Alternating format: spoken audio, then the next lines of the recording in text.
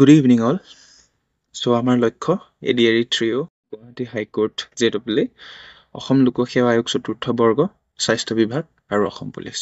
So, সেই গোটেইখিনি পৰীক্ষাৰ উপযোগী যদিও বিশেষকৈ আমি ফ'কাছ কৰিছোঁ Guwahati high court junior administrative assistant 2025ৰ এক্সামৰ ওপৰত। So, যিহেতু ৰিচেণ্টলি নটিফিকেশ্যন ওলাইছে চাগে মেবি নৱেম্বৰ মাহত বা ডিচেম্বৰ মাহৰ আৰম্ভণিতে এক্সামটো হ'বলৈ গৈ আছে মষ্ট প্ৰবেবলি। চ' আমি তাৰে ওপৰত বিশেষকৈ গুৰুত্ব ৰাখি আজি এটা ছেশ্যন লৈ আনিছোঁ ভাৰতীয় সংবিধানৰ ওপৰত। অ'কে, চ' নাও আমি বেছি দেৰি নকৰোঁ, আমি জাষ্ট প্ৰশ্নোত্তৰ শিতান আনিছোঁ। চ' সেইখিনি ষ্টাৰ্ট কৰোঁ। Alright, okay.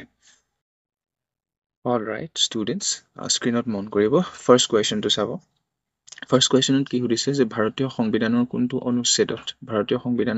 অনুচ্ছেদৰ অধীনত উচ্চতম ন্যায়ালয়ৰ ন্যায়াধীশসকলে 65 বছৰ বয়স নোহোৱালৈকে কাৰ্যভাৰ গ্ৰহণ কৰিব পাৰে।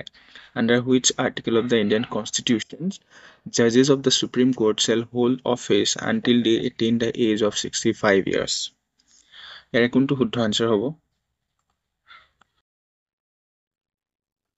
Yes, option B is the correct answer. Okay, Article 124(2). Alright, option B is the correct answer. ঠিক আছে, নেক্সট চাওঁ।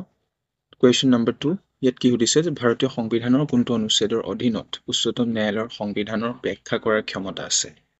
Under which article of the Constitution does the Supreme Court have the power to interpret the Constitution? কোনটো হ'ব ইয়াৰে correct answer? Yes, student, ইয়াৰে correct answer হ'ব option C, Article 131. Okay, অনুচ্ছেদ 131. All right.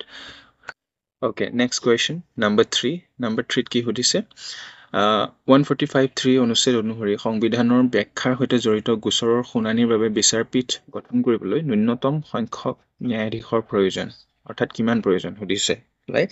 So, what is the minimum number of judges required to constitute a bench for hearing cases involving the interpretation of the Constitution under Article 145(3)? Year answer কোনটো হ'ব? Yes, year correct answer to have option D, 5. Okay, 5 জন লাগে. All right.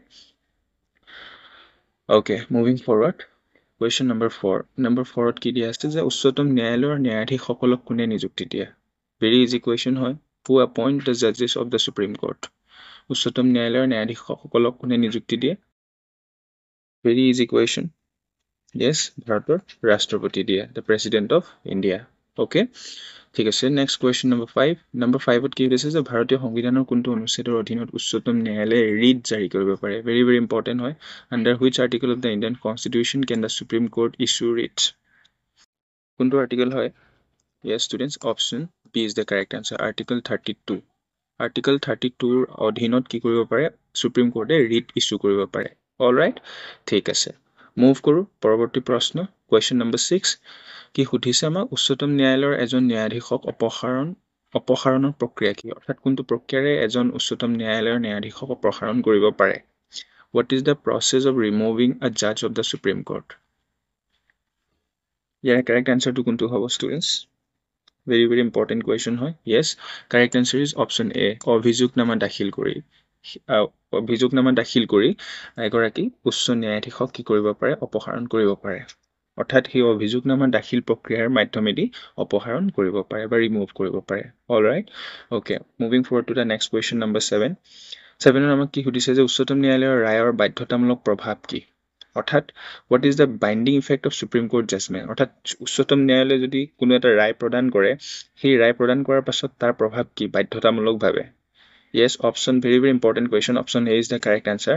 যে উচ্চতম ন্যায়ালয়ে যিকোনো ৰায় প্ৰদান কৰাৰ লগে লগে কি কৰে? ভাৰতৰ সকলো আদালতৰ ওপৰত সেই ৰায়টো বা সেই যিটো ৰায়দান কৰিলে তাক মানি চলাটো বাধ্যতামূলক। Alright, okay, option A is the correct answer. ঠিক আছে, moving forward to the next question number 8. 8ত আমাক কি সুধিছে যে মৌলিক অধিকাৰ বলবৎ কৰাৰ বাবে কোনে উচ্চতম ন্যায়ালয়ত আবেদন দাখিল কৰিব পাৰে? Who can file a petition in the Supreme Court for the enforcement of fundamental rights? Very very important question হয় যে মৌলিক অধিকাৰ বলবৎ কৰাৰ বাবে কোনে উচ্চতম ন্যায়ালয়ত আবেদন দাখিল কৰিব পাৰে? Yes, option A is the correct answer. ভাৰতবৰ্ষৰ যিকোনো নাগৰিকে মৌলিক অধিকাৰ বলবৎ কৰিবৰ বাবে উচ্চতম ন্যায়ালয়ত কি কৰিব পাৰে? আবেদন দাখিল কৰিব পাৰে। ঠিক আছে okay moving forward to the next question number 9 আমাক কি সুধিছে যে ভাৰতীয় সংবিধানৰ কোনটো অনুচ্ছেদৰ অধীনত উচ্চতম ন্যায়ালয়ে নিজৰ ৰায় পুনৰীক্ষণ কৰিব পাৰে Under which article of the Constitution can the Supreme Court review its own judgment? Very, very important question. Very, very important question. Exam oriented হয় ভালদৰে আপোনালোকে চাই ল'ব yes ইয়াৰ correct answer কোনটো হ'ব option A is the correct answer 137 নং অনুচ্ছেদ article 137 ৰ অধীনত কি কৰিব পাৰে উচ্চতম ন্যায়ালয়ে নিজে প্ৰদান কৰা ৰায়টো পুনৰ পৰীক্ষা কৰিব পাৰে ৰিভিউ কৰিব পাৰে its own judgments okay ঠিক আছে moving forward to the next number 10 ইয়াত কি সুধিছে যে উচ্চতম ন্যায়ালয়ৰ ন্যায়াধীশ হিচাপে কাক নিযুক্তি দিব পাৰি who can be appointed as a judge of the Supreme Court যে উচ্চতম ন্যায়ালয়ৰ ন্যায়াধীশ হিচাপে কাক নিযুক্তি দিব পাৰি এই এনে ধৰণৰ কোৱেশ্চনটো খুবই ৰিপিট হয় আমি অকল হেতু বুলি এক্সাম মানে জেডাবল এক্সাম বুলি নহয় গোটেইটা এক্সামতে আমি দেখিবলৈ পাওঁ এই ধৰণৰ কোৱেশ্চনটো যথেষ্ট ৰিপিট হয় so very very important question হয় এণ্ড ভেৰি ইজি কোৱেশ্চন হয় যেহেতু আমি জানো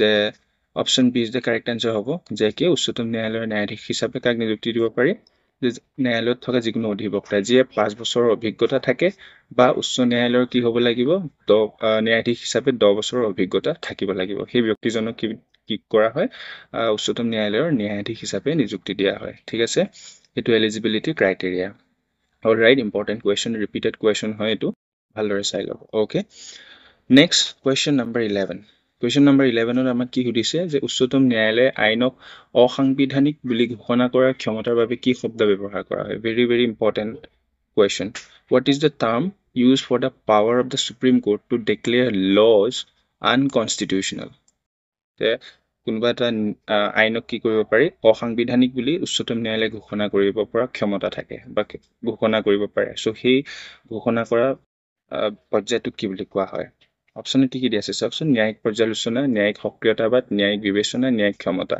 কোনটো হ'ব বাৰু শুদ্ধ উত্তৰ yes option A will be the correct answer ইয়াক কোৱা হয় ন্যায়িক পৰ্যালোচনা ঠিক আছে যে উচ্চতম ন্যায়ালয়ৰ অসাংবিধানিক বুলি ঘোষণা কৰাৰ ক্ষমতাৰ বাবে কোনটো শব্দ ব্যৱহাৰ কৰে ন্যায়িক পৰ্যালোচনা অলৰাইট ঠিক আছে আমি আগবাঢ়ো পৰৱৰ্তী কোৱেশ্চন নম্বৰ 12 ত আমাক কি সুধিছে যে সংবিধানৰ চূড়ান্ত ব্যাখ্যাকাৰী কোন হয় who is the final interpreter of the constitution কোনটো হ'ব very important question হয় yes উচ্চতম ন্যায়ালয় সুপ্ৰিম কোৰ্টক কোৱা হয় final interpreter of the constitution ঠিক আছে okay moving next 13 question number 13 আমাক কি সুধিছে যে উচ্চতম ন্যায়ালয়ত ন্যায়াধীশ নিযুক্তি প্ৰক্ৰিয়া কি অৰ্থাৎ কোনটো প্ৰক্ৰিয়াৰে উচ্চতম ন্যায়ালয়ত এগৰাকী ন্যায়াধীশক কি কৰা হয় নিযুক্তি দিয়া হয় what is the process for the appointment of judges to the Supreme Court correct answer কোনটো হ'ব yes option A is the correct answer collegium ব্যৱস্থা মানে কি হয় collegium এনেকুৱা এটা ব্যৱস্থা তাৰ মানে ধৰি লওক উচ্চতম ন্যায়ালয়ৰ এগৰাকী ন্যায়াধীশক সাধাৰণতে আমি যিকোনো চৰকাৰী বা বেচৰকাৰী পোষ্টবোৰ যেতিয়া নিযুক্তি দিয়া হয় তেতিয়া কি কৰা হয় যিকোনো শিক্ষিত মেৰিট বেচিছত যিকোনো শিক্ষিত যুৱক যুৱতীক পৰীক্ষা পাতি তাৰ মাধ্যমেৰে নিযুক্তি দিয়ে কিন্তু উচ্চতম ন্যায়ালয়ৰ ন্যায়াধীশ নিযুক্তি প্ৰক্ৰিয়াকৰণটো বেলেগ হয় অৰ্থাৎ তাত যিসকল ন্যায়াধীশ আছে সেই ন্যায়াধীশসকলকে কি কৰে তাৰ মাজতে তেওঁলোকক বদলি কৰে বা তেওঁলোকৰ পদোন্নতি কৰে সেই যিটো ব্যৱস্থা সেই ব্যৱস্থাটো কোৱা হয় কলেজিয়াম সিস্টেম ঠিক আছে কলেজিয়াম ব্যৱস্থা অৰ্থাৎ সেই ব্যৱস্থাৰে কি কৰা হয় ন্যায়ালয়ৰ ন্যায়াধীশ এগৰাকীক নিযুক্তি দিয়া হয় তাৰ মানে ডাইৰেক্টলি বা ইনডাইৰেক্টলি বাহিৰৰ এগৰাকী কোনো শিক্ষিত যুৱক বা যুৱতীক ন্যায়াধীশ হিচাপে নিযুক্তি দিয়া নহয় অৰ্থাৎ সেই ন্যায়ালয়তে কৰ্মৰত যিসকল ন্যায়াধীশ থাকে সেই ন্যায়াধীশসকলকে বদলীকৰণ বা তেওঁলোকৰ পদোন্নতিৰ জৰিয়তে তেওঁলোকক সেই নিযুক্তি প্ৰক্ৰিয়াটো দিয়া হয় হেতুকে কোৱা হয় কলেজিয়াম ব্যৱস্থা ঠিক আছে ওকে ইম্পৰ্টেন্ট হয় মনত ৰাখিব সো নেক্সট কোৱেশ্চন নম্বৰ 14 আমাক কি সুধিছে যে উচ্চতম ন্যায়ালয়ত ভাৰতৰ এটৰ্নি জেনেৰেলৰ ভূমিকা কি ভেৰি ভেৰি ইম্পৰ্টেন্ট হয় what is the roll of the attorney general of India in the Supreme court কি হয় বাৰু ইয়াৰ কাৰেক্ট আনসাৰ কোনটো হ'ব yes ইয়াৰ কাৰেক্ট আনসাৰটো হ'ব option A will be the correct answer supreme কোৰ্টত এটৰ্নি জেনেৰেলৰ ভূমিকা কি এটৰ্নি জেনেৰেলে কি কৰে চৰকাৰক প্ৰতিনিধিত্ব কৰে নহয় না জানো শাসকীয় যিটো দল থাকিব চৰকাৰ গঠন কৰিব সেই চৰকাৰ বা সেই দলক কি কৰিব উচ্চতম ন্যায়ালয়ত এই এটৰ্নি জেনেৰেল গৰাকীয়ে কি কৰিব বাৰু প্ৰতিনিধিত্ব কৰিব ঠিক আছে option A is the correct answer okay Moving forward to the next question number 15. 15 আমাক কি সুধিছে উচ্চতম ন্যায়ালয়ৰ কলেজিয়ামৰ সদস্য কোন হ'ব পাৰে কলেজিয়াম কি হয় এইমাত্ৰ ক'লো so যে who can be a member of the Supreme Court Collegium যে উচ্চতম ন্যায়ালয়ৰ কলেজিয়ামৰ সদস্য কোন হ'ব পাৰে Yes, option A is the correct answer. ভাৰতৰ মুখ্য ন্যায়াধীশ আৰু জ্যেষ্ঠ সৰ্বাধিক ন্যায়াধীশ গৰাকী হ'ব পাৰে ঠিক আছে Okay, very important হয় JEE এক্সামৰ oriented JEE এক্সামৰ কাৰণে খুবেই গুৰুত্বপূৰ্ণ প্ৰশ্ন হয় এইখিনি ভালদৰে নোট কৰিব আৰু পঢ়িব ঠিক আছে Okay, moving forward to the next question number 16 আমাক কি সুধিছে উচ্চতম ন্যায়ালয়ৰ ৰিট জুৰিডিকশ্যনৰ উদ্দেশ্য কি হয় What is the purpose of the Supreme Court writ jurisdiction অপশ্যনত কি দিয়া আছে মৌলিক অধিকাৰ বলবৎ কৰা সংবিধানৰ ব্যাখ্যা কৰা সংসদে গৃহীত আইনসমূহ পুনৰীক্ষণ কৰা ৰাষ্ট্ৰপতিক পৰামৰ্শ দিয়া ইয়াৰ কাৰেক্ট আনসাৰ কোনটো হ'ব students Yes, option A is the correct answer. মৌলিক অধিকাৰ বলবৎ কৰাটো হৈছে উচ্চতম ন্যায়ালয়ৰ ৰিট জুৰিডিকশ্যনৰ উদ্দেশ্য ঠিক আছে Okay. Next question number 17.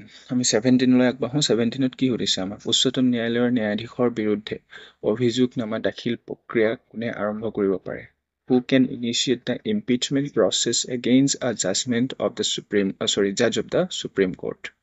Very important question হয় ইয়াৰে কাৰেক্ট আনসাৰটো কোনটো হ'ব অপশ্যনত কি দিছে আমাক ভাৰতৰ ৰাষ্ট্ৰপতি দিছে ভাৰতৰ মুখ্য ন্যায়াধীশ ভাৰতৰ প্ৰধানমন্ত্ৰী সংসদৰ যিকোনো সদস্য ইয়াৰে কাৰেক্ট আনসাৰ কোনটো হ'ব Yes, option D is the correct answer. Option D. Okay, যে সংসদৰ যিকোনো সদস্যই কি কৰিব পাৰে উচ্চ ন্যায়ালয়ৰ ন্যায়াধীশৰ বিৰুদ্ধে অভিযোগনামা দাখিল কৰা যিটো প্ৰক্ৰিয়া সেই প্ৰক্ৰিয়াটো আৰম্ভণি কৰিব পাৰে All right, very important হয় exam oriented হয় ঠিক আছে সেইখিনি মন দিব Okay, moving forward to the next question number 18. 18 আমাক কি সুধিছে উচ্চতম ন্যায়ালয়ৰ এজন ন্যায়াধীশক অভিযোগনামা দাখিল কৰিবলৈ কিমান সংখ্যা গৰিষ্ঠতা প্ৰয়োজন হয় Very important question. What is the required majority for impeaching a judge of the Supreme Court? Your answer কি কোনটো হ'ব পাৰে সৰল সংখ্যা গৰিষ্ঠতা অপশ্যন A দিছে অপশ্যন B নিৰপেক্ষ সংখ্যা গৰিষ্ঠতা C 2/3 সংখ্যা গৰিষ্ঠতা D বিশেষ সংখ্যা গৰিষ্ঠতা Yes, the correct answer to হ'ব option C 2/3 সংখ্যা গৰিষ্ঠতা ঠিক আছে Okay, next question number 19 আমাক কি সুধিছে যে উচ্চতম ন্যায়ালয়ৰ প্ৰশাসনিক কৰ্মচাৰী মুৰব্বী কোন হয় Who is the head of the Supreme Court administrative staff Okay, very important question হয় ইয়াৰে correct answer to কোনটো হ'ব students option A আছে উচ্চতম ন্যায়ালয়ৰ পঞ্জীয়ক B আছে ভাৰতৰ ৰাষ্ট্ৰপতিৰ সম্পাদক লোকসভাৰ সচিব প্ৰধান আৰু ভাৰতৰ আইন সচিব Yes, ইয়াৰে correct answer to হ'ব option A Option A will be the correct answer. উচ্চতম ন্যায়ালয়ৰ পঞ্জীয়ক গৰাকী হৈছে কি উচ্চতম ন্যায়ালয়ৰ প্ৰশাসনিক কৰ্মচাৰী মুৰব্বী Okay, ঠিক আছে আমি মুভ কৰিম নেক্সট কোৱেশ্চন নম্বৰ 20 20 আমাক কি সুধিছে যে মৌলিক অধিকাৰ সুৰক্ষাৰ ক্ষেত্ৰত উচ্চতম ন্যায়ালয়ৰ ভূমিকা কি What is the role of the Supreme Court in protecting fundamental rights? Very important question হয় ঠিক আছে ইয়াৰ correct answer কোনটো হ'ব অপশ্যন এ দিয়া আছে মৌলিক অধিকাৰ বলবৎ কৰা মৌলিক অধিকাৰ ব্যাখ্যা কৰা মৌলিক অধিকাৰ সংশোধন কৰা আৰু মৌলিক অধিকাৰ বিলুপ্ত কৰা কোনটো হ'ব ইয়াৰ কাৰেক্ট আনসাৰ Yes, ইয়াৰ কাৰেক্ট আনসাৰটো হ'ব অপশ্যন এ মৌলিক অধিকাৰ বলবৎ কৰাটো কি হয় যে উচ্চতম ন্যায়ালয়ৰ ভূমিকা হয় কিহৰ ভূমিকা যে মৌলিক অধিকাৰসমূহ সুৰক্ষাৰ ক্ষেত্ৰত ঠিক আছে Okay, now আমি মুভ কৰিম ইয়াৰ পৰৱৰ্তী প্ৰশ্ন কোৱেশ্চন নম্বৰ 21 আমাক কি সুধিছে যে উচ্চতম ন্যায়ালয়ৰ পৰামৰ্শদাতা যিটো অধিকাৰৰ উদ্দেশ্য কি হয় What is the purpose of the Supreme Court advisory jurisdiction Advisory jurisdictions Okay, but উচ্চতম ন্যায়ালয়ৰ পৰামৰ্শদাতা অধিকাৰৰ উদ্দেশ্য কি চাৰিটা অপশ্যন দিয়া আছে আমাক ইয়াৰে কোনটো কাৰেক্ট হ'ব ষ্টুডেন্টস আইনী বিষয়ত ৰাষ্ট্ৰপতিক পৰামৰ্শ দিয়াটো সংসদে গৃহীত আইনসমূহ পুনৰীক্ষণ কৰাটো নে সংবিধানৰ ব্যাখ্যা কৰা আৰু মৌলিক অধিকাৰ বলবৎ কৰা কোনটো কাৰেক্ট হ'ব ইয়াৰে Yes, option A will be the correct answer. Okay, option A. আইনী বিষয়ত ৰাষ্ট্ৰপতিক পৰামৰ্শ দিয়াটো কি হৈছে উচ্চতম ন্যায়ালয়ৰ পৰামৰ্শদাতা অধিকাৰৰ উদ্দেশ্য হয় ঠিক আছে Okay, very important question হয় মন দি চাব ঠিক আছে Okay, next question number 22 আমাক 22ত কি সুধিছে যে পৰামৰ্শদাতা অধিকাৰৰ বাবে কোনে উচ্চতম ন্যায়ালয়ৰ কাষ চাপিব পাৰে Who can approach the Supreme Court for advisory jurisdiction Very important question Option চাৰিটা দিয়া আছে ইয়াৰে কাৰেক্ট কোনটো হ'ব পাৰে ষ্টুডেন্টস ভাৰতৰ ৰাষ্ট্ৰপতি নে ভাৰতৰ মুখ্য ন্যায়াধীশ নে ভাৰতৰ প্ৰধানমন্ত্ৰী নে ভাৰতৰ যিকোনো নাগৰিক কোন হ'ব পাৰে? Who can approach the Supreme Court for advisory jurisdiction? Yes, option A will be the correct answer. ভাৰতৰ ৰাষ্ট্ৰপতি, the President of India. All right, ঠিক আছে, আমি মুভ কৰিম পৰৱৰ্তী কুৱেশ্যন নম্বৰ 23. 23 আমাক কি সুধিছে? উচ্চতম ন্যায়ালয়ৰ অধিকাৰ ক্ষেত্ৰৰ প্ৰকৃতি কেনেকুৱা হয়? What is the nature of the Supreme Court jurisdiction? very important হয় দেই. What is the nature of the Supreme Court jurisdiction? উচ্চতম ন্যায়ালয়ৰ অধিকাৰ ক্ষেত্ৰৰ যিটো অধিকাৰ ক্ষেত্ৰ থাকে তাৰ সি কেনেকুৱা ধৰণৰ, তাৰ প্ৰকৃতিটো কেনেকুৱা বা নেচাৰটো কেনেকুৱা? অপশ্যন চাৰিটা দিয়া আছে, মূল অৰিজিনেল বা আপিল আৰু পৰামৰ্শদাতা, বা কেৱল আপিল, কেৱল অৰিজিনেল, কেৱল পৰামৰ্শদাতা, কোনটো হ'ব? Yes, very easy question. Option A will be the correct answer. এই চাৰিওটাই হয়, মূল, আপিল আৰু পৰামৰ্শদাতা। এই গোটেইকেইটাই কি হয়? উচ্চতম ন্যায়ালয়ৰ অধিকাৰ ক্ষেত্ৰৰ নেচাৰ হয়, প্ৰকৃতি হয়। ঠিক আছে, অ'কে। Next question number 24. 24ত আমাক কি সুধিছে? ভাৰতীয় সংবিধানত উচ্চতম ন্যায়ালয়ৰ ভূমিকা কি হয়? very important হয়। What is the role of the Supreme Court in the Indian Constitution? যে ভাৰতীয় সংবিধানত উচ্চতম ন্যায়ালয়ৰ ভূমিকা কি? চাৰিটা অপশ্যন দিয়া আছে, সংবিধানৰ ব্যাখ্যা কৰা, মৌলিক অধিকাৰ বলবৎ কৰা, সংবিধান সংশোধন কৰা আৰু ওপৰৰ সকলো, কোনটো হ'ব পাৰে ইয়াৰ correct answer? Yes, correct answer will be option D, ওপৰৰ আটাইকেইটা হয়। ঠিক আছে, ভাৰতীয় সংবিধানত কি কৰে? উচ্চতম ন্যায়ালয়ে কি কৰিব পাৰে? ভূমিকা কৰিব পাৰে। ওপৰৰ আটাইকেইটাই গোটেইকেইটা হয়। সংবিধান ব্যাখ্যা কৰা, মৌলিক অধিকাৰ বলবৎ কৰা আৰু সংবিধান সংশোধন কৰা, এই গোটেইকেইটা কি হয়? সাংবিধানিকভাৱে ভাৰতীয় উচ্চ ন্যায়ালয়ৰ ভূমিকা। অ'কে, ঠিক আছে, আমি আগবাঢ়িম পৰৱৰ্তী কুৱেশ্যন নম্বৰ 25. 25ত আমাক কি সুধিছে? উচ্চতম ন্যায়ালয়ৰ প্ৰশাসনিক খৰচৰ বাবে কোন দায়বদ্ধ? Who responsible for the Supreme Court's administrative expense? Very important. Who is responsible for the Supreme Court's administrative expense? উচ্চতম ন্যায়ালয়ৰ প্ৰশাসনিক খৰচৰ বাবে দায়বদ্ধ কোন হয়? ভাৰতৰ একত্ৰিত পুঁজি, সংসদ, ভাৰতৰ ৰাষ্ট্ৰপতি, ভাৰতৰ মুখ্য ন্যায়াধীশ, কোন হয়? Yes, ইয়াৰ কাৰেক্ট আনসাৰটো হ'ব ষ্টুডেণ্ট অপশ্যন এ, ভাৰতৰ একত্ৰিত পুঁজি। অ'কে, ঠিক আছে, very important. Okay, next question number 26ত কি কৈছে আমাক? উচ্চতম ন্যায়ালয়ে অৱজ্ঞাৰ শাস্তি দিয়াৰ ক্ষমতাৰ উদ্দেশ্য কি হয়? What is the purpose of the Supreme Court power to punish for contempt? Very important question হয়। ইয়াৰ কাৰেক্ট আনসাৰটো কোনটো হ'ব?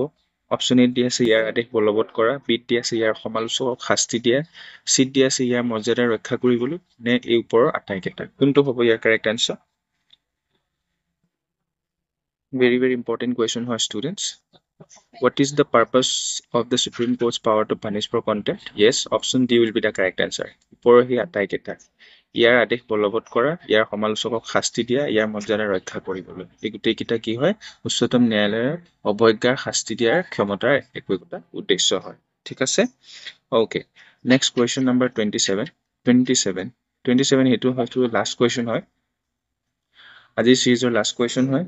অ'কে ষ্টুডেণ্টছ, সেই লাষ্ট কুৱেশ্যনটোত কি সুধিছে আমাক সেইটো মই আপোনালোকলৈ এৰিলোঁ, যে উচ্চতম ন্যায়ালয়ত কোনে জনস্বাৰ্থৰ মামলা বা লিটিগেশ্যন চমুকৈ PIL দাখিল কৰিব পাৰে? very important question হয়। Who can file a public interest litigation which is called shortly PIL in the Supreme Court?